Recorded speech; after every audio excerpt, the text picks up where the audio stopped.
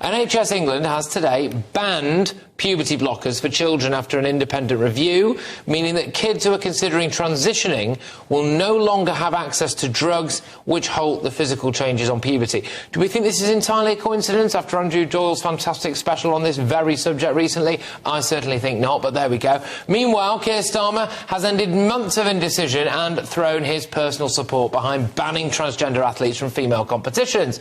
After recent bans were announced in British swimming, cycling and athletics, the Labour leader told The Telegraph, "I think the important thing is that the sports governing bodies take a lead on this," and they are doing that, and we're supportive of what they're doing, particularly in elite sport, and in the end common sense has to prevail in terms of safety and integrity of sport. But hang on a minute. This is the same party who just last week were announcing manifesto pledges like these.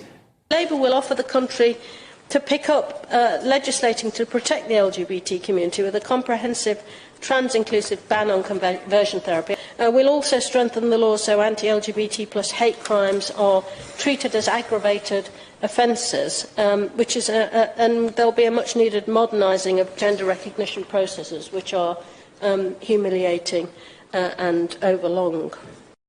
Let's bring in former Labour Minister Bill Rammell. Bill, thank you very much for joining us. Look, Keir Starmer's going to be shouted down by the woke mob behind him if he becomes Prime Minister, isn't he? I don't think he's going to be shouted down by extreme transgender activists. And I don't think there's an inconsistency between what Angela Eagle was saying and what Keir is saying.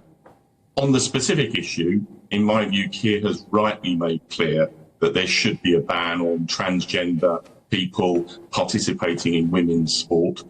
People who are male, who go through puberty as male, inherently have a physical and a genetic advantage over females, and it shouldn't be treated as a level playing field, and that's what Keir was saying.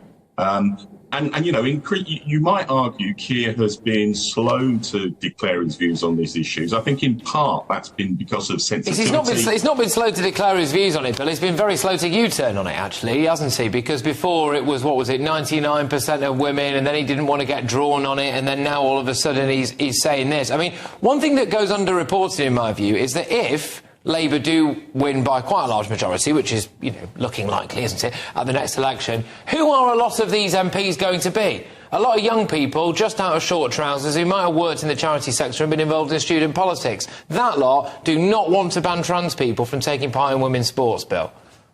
Well, with respect, Patrick, I think that's completely at odds with the people who've been selected as Labour candidates and who are going to be Labour MPs. So the reason Keir, if you like, has taken a step-by-step approach is that he doesn't want to toxify the debate, and there are people within the Tory party, led by Rishi Sunak, that do want to do that.